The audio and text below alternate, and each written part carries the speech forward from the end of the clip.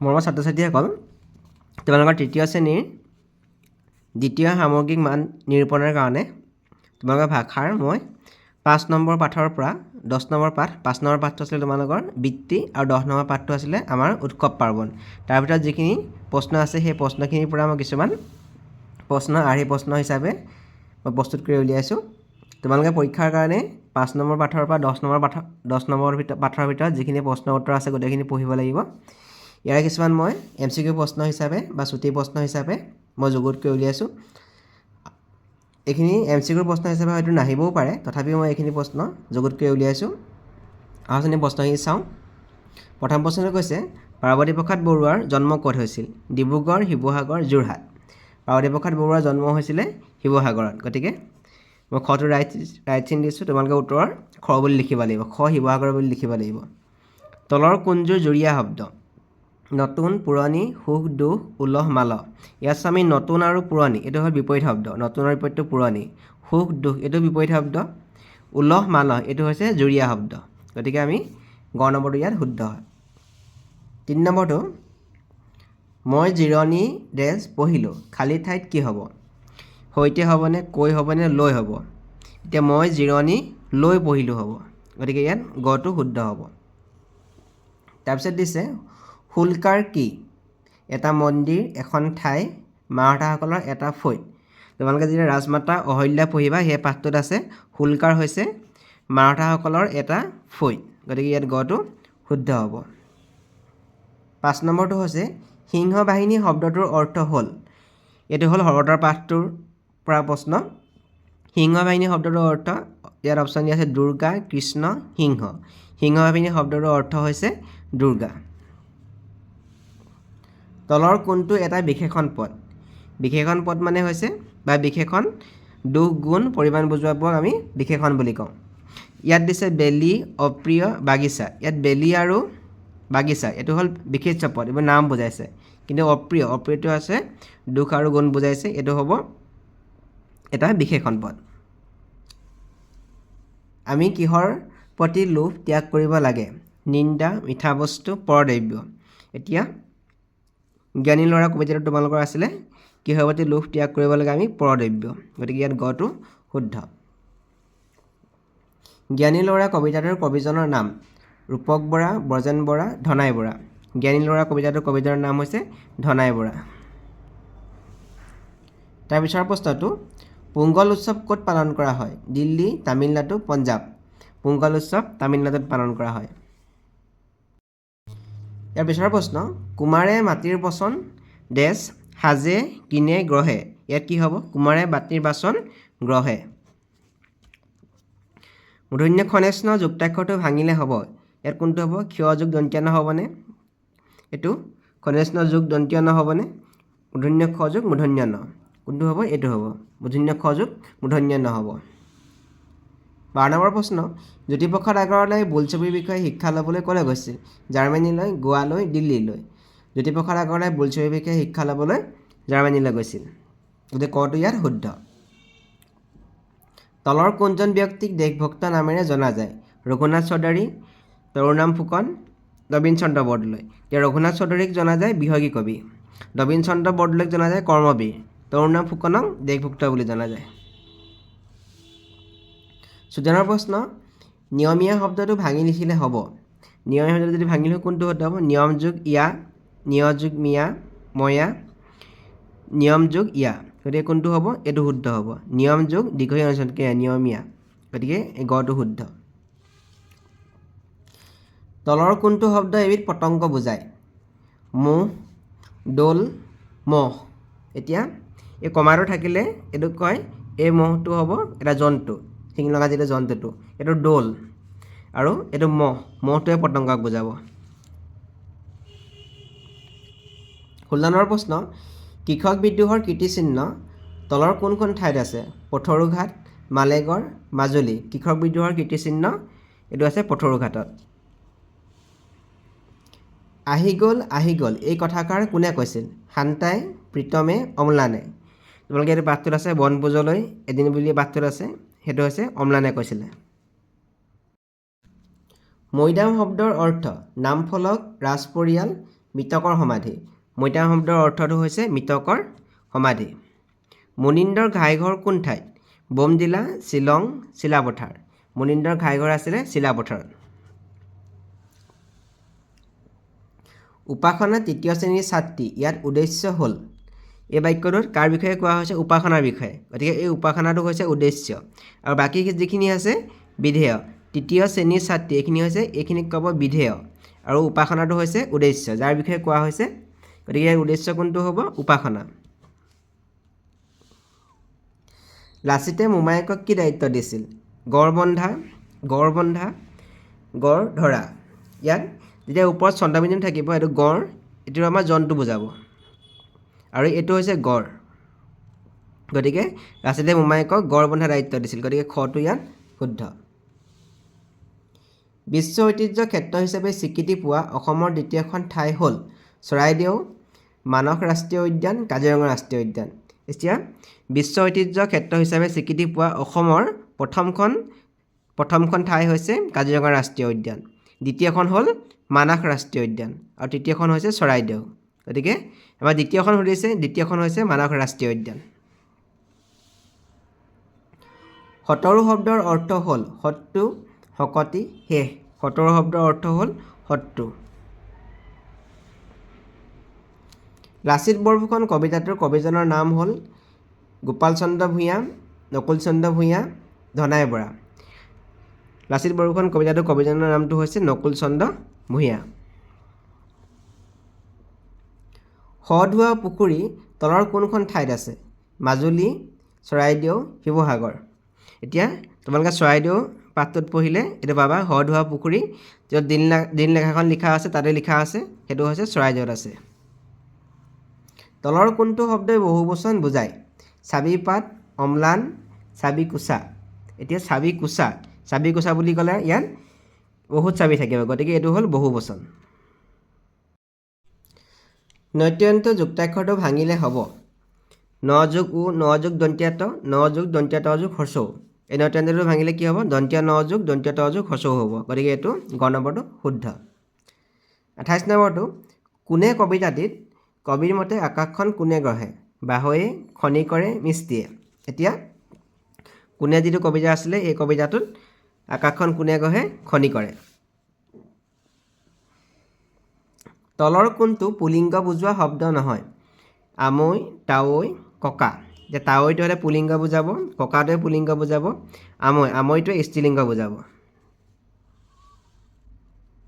পানিপথৰ তৃতীয় যুদ্ধত কোন পৰাস্ত হৈছিল?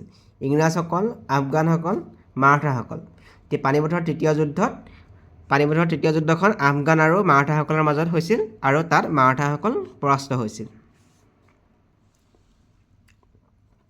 তলৰ কোনটো বাক্য শুদ্ধ? সকলো মানুহৰ বৃত্তি একেই, বৃত্তিৰ জৰিয়তে মানুহে উপাৰ্জন কৰে, মৎস্য পালন এটা বৃত্তি নহয়।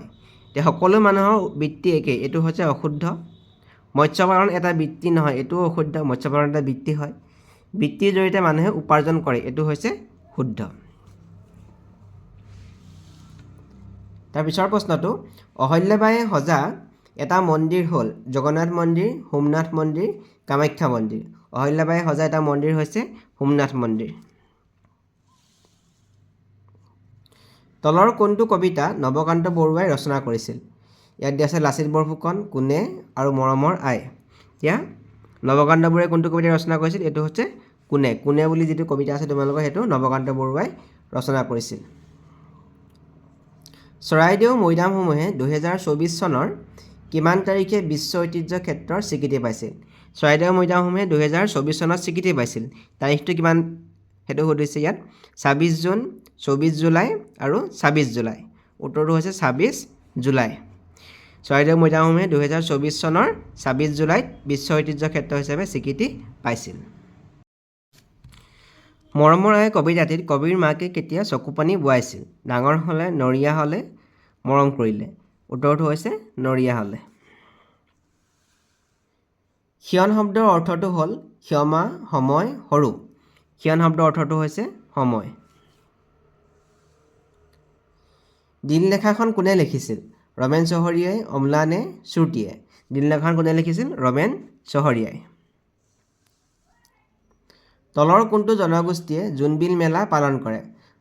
হাজং, তিৱা, বড়ো। জোনবিল মেলা পালন কৰে তিৱাসকলে। ৰঞ্জন শব্দটোৰ অৰ্থ হ'ল সদায়, আদেশ, আনন্দ। ৰঞ্জন শব্দটোৰ অৰ্থ হৈছে আনন্দ। প্ৰাতঃভ্ৰমণৰ সাধাৰণতে তলৰ কোনটো কাম কৰা হয়? শুই উঠা, খোজ কঢ়া, চকু মোহৰা। প্ৰাতঃভ্ৰমণত কোনটো কাম কৰা হয়? খোজ কঢ়া। কোন দুটা মাহত শৰৎ ঋতু হয়? আহিন কাতি, কাতি আঘোণ, ভাদ আহিন। এতিয়া শৰৎ ঋতু আহিন আৰু কাতি মাহত শৰৎ ঋতু হয়। বাৰেচহৰীয়া ভাওনাৰ বাবে বিখ্যাত ঠাইখন হ'ল সৰ্থেবাৰী, জাপাৰকুছি, জামুগুৰি। এতিয়া বাৰেচহৰীয়া ভাওনাৰ বাবে বিখ্যাত ঠাইখন হ'ল জামুগুৰি। তলৰ কোনটো উৎসৱক এশ ঢোলৰ উৎসৱ বুলিও জনা যায়? বৈশাগু, ৱাংগালা, ৰংকেৰ। এতিয়া এইটো উত্তৰটো হৈছে ৱাংলা। মুনিন্দই গঠন কৰা সুঅভ্যাস এটা হ'ল কচৰত কৰা, ফুলত পানী দিয়া, নিজক চাফ চিকুণ কৰি ৰাখা। এতিয়া মুনিন্দই গঠন কৰা এটা সুঅভ্যাস হ'ল কচৰত কৰা।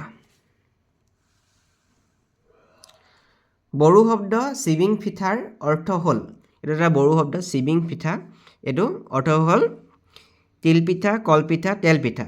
এইটো এটা পিঠা বুজায় আৰু এইটো হৈছে তিলপিঠা। মাটিৰ পাত্ৰ গঢ়োৱা লোকক কি বোলা হয়? মাটিৰ পাত্ৰ গঢ়োৱা লোকক কুমাৰ বোলা হয়। পাহাৰটোৰ পৰা বৈ অহা নিজৰাটো যে দেখিবলৈ ইমান ধুনীয়া, এই চিনটোৱে নাম কি? এই চিনটোৰ নামটো কি? ভাৱবোধক, দাড়ি, প্ৰশ্নবোধক। এই চিনটোৰ নামটো হৈছে ভাৱবোধক চিন। গতিকে এইটো কটো ইয়াত শুদ্ধ।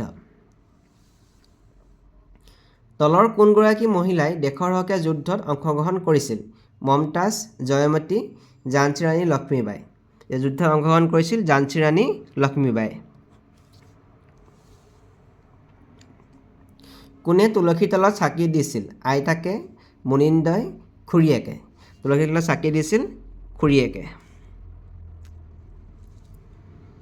তলৰ কোনটো একবচন বুজোৱা শব্দ? আপুনি, আমি, তেওঁলোক। এতিয়া আমিটোৱে বহুবচন বুজায়, তেওঁলোকটোৱে বহুবচন বুজায়, আপুনিটো হ'ল একবচন বুজোৱা শব্দ। মাকৰ বায়েকক কি বুলি সম্বোধন কৰে? মাহী, পেহী, জেঠাই। এইটো হৈছে জেঠাই। তলৰ কোনটো বাদ্যযন্ত্ৰ বাঁহেৰে সাজে? গগনা, ঢোল, তবলা। বাঁহেৰে সজাটো হৈছে গগনা। জাপাৰকুছি কিহৰ বাবে বিখ্যাত? মৃৎশিল্পৰ বাবে, জাপিৰ বাবে, কাপোৰৰ বাবে। জাপাৰকুছি জাপিৰ বাবে বিখ্যাত। চৰাইদেউ জিলাখন আগতে কোন জিলাৰ অন্তৰ্ভুক্ত আছিল? যোৰহাট, শিৱসাগৰ, ডিব্ৰুগড়। চৰাইদেউ জিলাখন আগতে শিৱসাগৰ জিলাৰ অন্তৰ্ভুক্ত আছিল। অহল্যাবাইক কোনে ৰাজমাতা বুলি অভিহিত কৰিছিল? আফগানসকলে, মাৰাঠাসকলে, মুছলমানসকলে। উত্তৰটো হৈছে আফগানসকলে। লিখোঁতা শব্দটো ভাঙি লিখিলে হ'ব, কোনটো হ'ব? লিখো যোগ তা, লিখা যোগ তা, লিখ যোগ উতা। গতিকে এইটো শুদ্ধ হ'ব। লিখ যোগ উতা, ওপৰত চন্দ্ৰবিন্দু থাকিব লাগিব। মোৰ এটা কলম আছে, মোৰ এটা বল আছে। দুইটা বাক্য একেলগে লিখিলে হ'ব, মোৰ এটা কলম আৰু এটা বল আছে।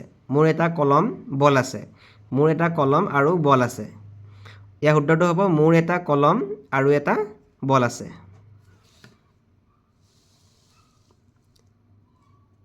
জিলিকা পাখিৰে অ' এই গীতটো কোনে ৰচনা কৰিছিল? পাৰ্বতী প্ৰসাদ বৰুৱাই, ভূপেন হাজৰিকাই, জ্যোতিপ্ৰসাদ আগৰৱালাই। এতিয়া জিলিকা পাখিৰে এই গীতটো ৰচনা কৰিছিল জ্যোতিপ্ৰসাদ আগৰৱালাই। পোৰামাটিৰ ভাস্কৰ্যৰ বাবে বিখ্যাত ঠাইখন হ'ল মালেগড়, সৰ্থেবাৰী, আশাৰীকান্দি। এতিয়া পোৰামাটিৰ ভাস্কৰ্যৰ বাবে বিখ্যাত ঠাইখন হ'ল আশাৰীকান্দি। ইয়াৰ পিছৰ প্ৰশ্ন এনেকৈ দিছে, কাক কেই নামেৰে জনা যায় আঁচটানি মিলোৱা? এতিয়া ক অংশত দিছে বিষ্ণুৰাম মেধি, গোপীনাথ বৰদলৈ, যতীন্দ্ৰনাথ দুৱৰা, হেম বৰুৱা, অম্বিকাগিৰি ৰায়চৌধুৰী। খ অংশত দিছে লোকপ্ৰিয়, বনফুলৰ কবি, অসম কেশৰী, লৌহ মানৱ, ত্যাগবীৰ। বিষ্ণুৰাম মেধিক জনা যায় লৌহ মানৱ, গতিকে এইটো আমি ইয়াত মিলাব লাগিব। গোপীনাথ বৰদলৈক জনা যায় লোকপ্ৰিয় গোপীনাথ বৰদলৈ। যতীন্দ্ৰনাথ দুৱৰাক জনা যায় বনফুলৰ কবি। হেম বৰুৱাক জনা যায় ত্যাগবীৰ অম্বিকাগিৰি ৰায়চৌধুৰীক জনা যায় অসম কেশৰী এইটো আমি ইয়াত মিলাব লাগিব তাৰপিছত দিছে তলৰ উৎসৱসমূহ কোন জনগোষ্ঠীয়ে পালন কৰে লিখা এই ৰংকেৰ উৎসৱটো পালন কৰে কাৰ্বিসকলে মাইক চুমফাই এইটো টাই জনগোষ্ঠীয়ে পালন কৰে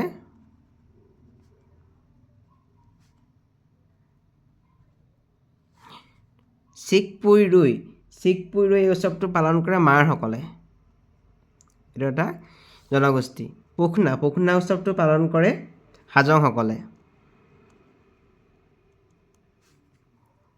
তাৰপিছত হামজাৰ উৎসৱটো পালন কৰে ৰাভাসকলে ৱাংগালা উৎসৱটো পালন কৰে গাৰোসকলে